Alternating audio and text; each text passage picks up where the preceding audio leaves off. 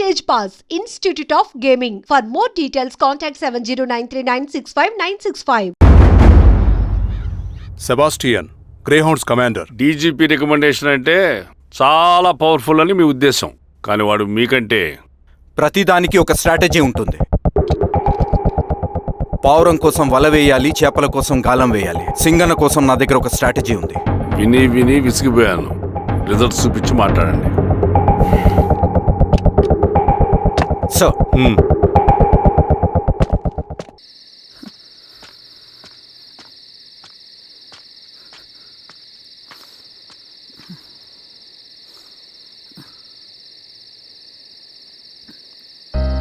ఏమైపోయావన్నా ఇన్ని రోజులు? అసలు ఎలా ఉన్నావన్నా?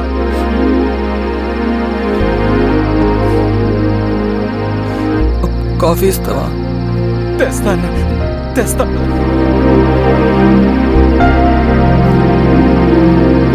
ఇదిగో అన్న.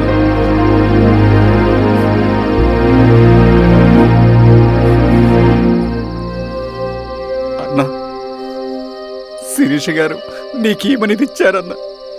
శిరీష నా కోసం ఇక్కడికి వచ్చిందా? అవునన్నా, చనిపోయే ముందు ఇక్కడికి వచ్చారన్నా. దేవత లాంటి మనిషి అన్న, అనవసరంగా చంపేశారన్నా.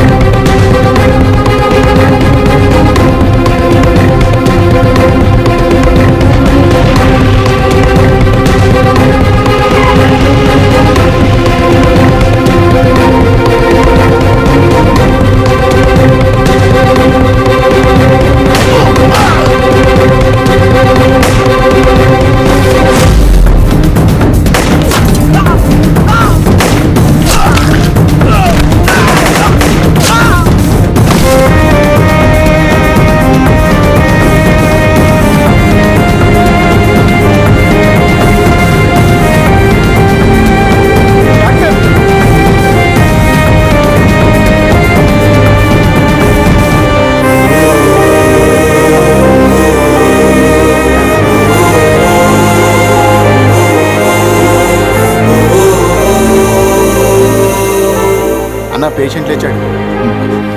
అన్నా, అన్నా ఎక్కడికన్నా? నా పనుంది, ఆగురా. అన్నా, రే ఆగు.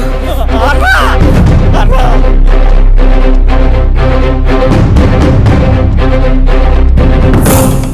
నక్సల్ నాయకుడు సింగన్న లొంగుబాటు ఎంతో కాలంగా శ్రీరామగిరి చుట్టుపక్కల పోలీసులని తీవ్ర ఆందోళనకు గురి చేసిన ప్రజా ప్రతిఘటన దళ నాయకుడు సింగన్న నేడు గ్రేహౌండ్ పోలీసుల సమక్షంలో జనజీవన స్రవంతిలో కలిసిపోయాడు. తన తదుపరి కార్యాచరణ త్వరలో వెల్లడిస్తానని సింగన్న చెప్పారు.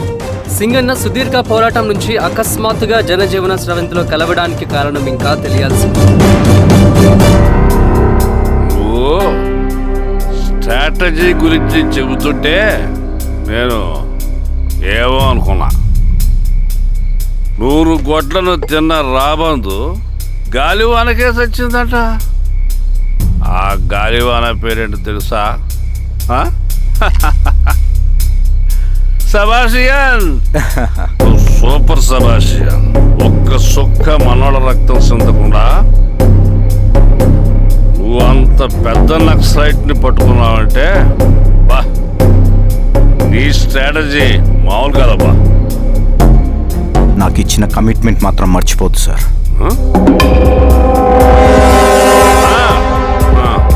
చేసాబో, తీసుకో, పోయేస్తా. సూపర్ అబ్బా, సూపర్.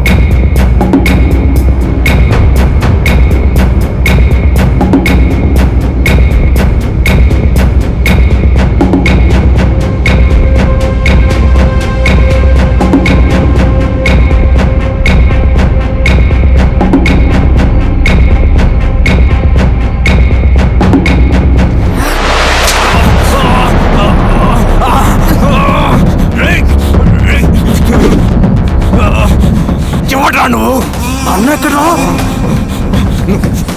నువ్వు సింగన్న మనిషివా? అడిగిన దానికి మాత్రం సమాధానం చెప్పు. సింగన్న కోసం చేస్తావా? భవిష్యత్తు గురించి ఇప్పుడే మాట్లాడా? జీవితం మీద ఆశుంటే చెప్పరా? నాకు టైం లేదు. చెప్పను. నీ గొంతులో దిగిన మామూలు కత్తి కాదు, విషం పూసిన కత్తి. 2 నిమిషాల్లో నీ చావా పొద్దుకొని డిసైడ్ అయిపోతాయి. చెప్పు. చెప్తాను. శ్రీనివాస లాడ్జిలో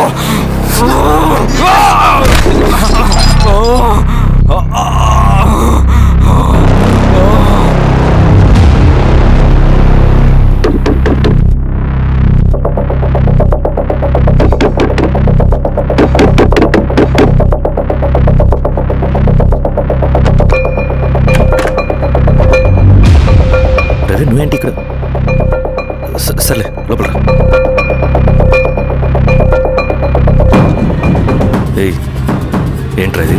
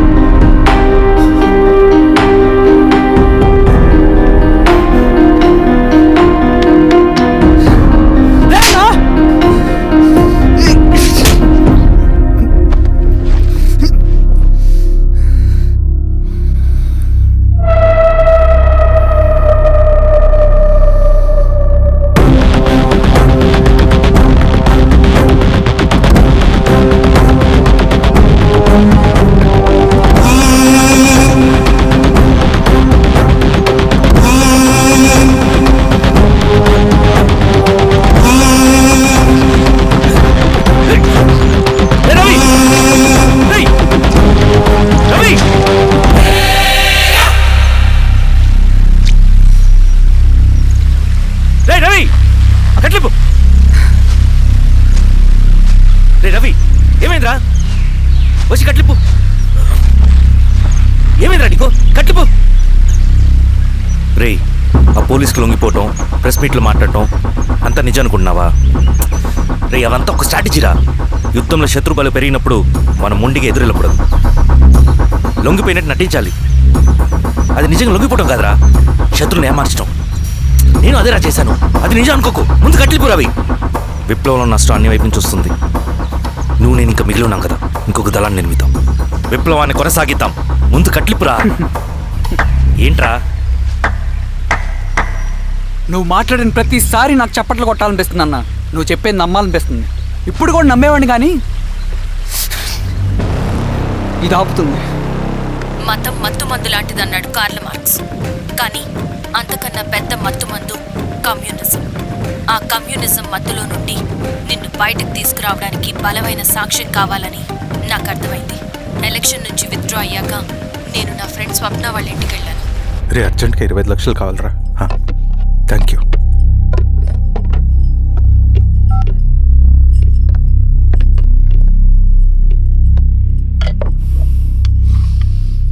చాలు.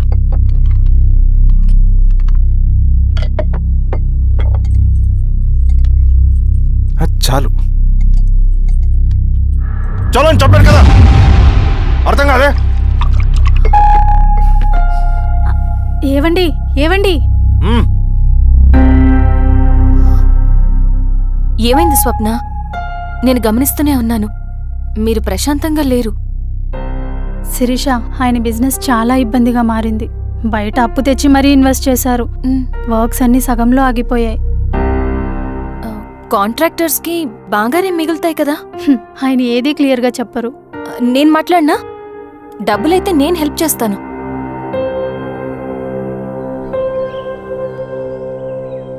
అన్నయ్య, చెప్పమ్మా. మీరు డబ్బు గురించి ఏదో ఇబ్బంది పడుతున్నారని అర్థమైంది. అవునమ్మా, ఈ ఏజెన్సీ కాంట్రాక్టర్ బతికే ఇంత ఏది సాఫీగా ఉండదు. అన్ని వైపుల నుంచి అడ్డంకులే. ప్రజల ప్రయోజనం కోసం బిల్డింగ్లు బ్రిడ్జ్లు కట్టాలి, అడ్డమైన వాళ్ళకి లంచం ఇచ్చుకోవాలి. ఇప్పుడు ఈ నక్సల్స్ ఒకళ్ళు తయారయ్యారు. నా బ్రతుక్కి పని పూర్తయ్యేదాకా ఫండ్స్ లిస్ట్ చేయరు, వీళ్ళేమో పని చేయనివ్వరు. ఏం చేయాలో అర్థం కావట్లేదు. నక్సల్సా? నక్సల్స్కి ఏంటి సంబంధం? అదే కదా సమస్య.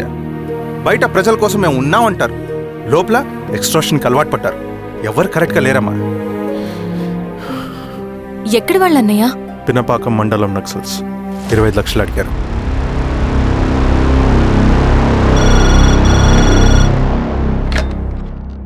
హలో ధర్మ, ఆ సింగన దళం గురించి నీకు ముఖ్యమైన విషయం చెప్పాలి.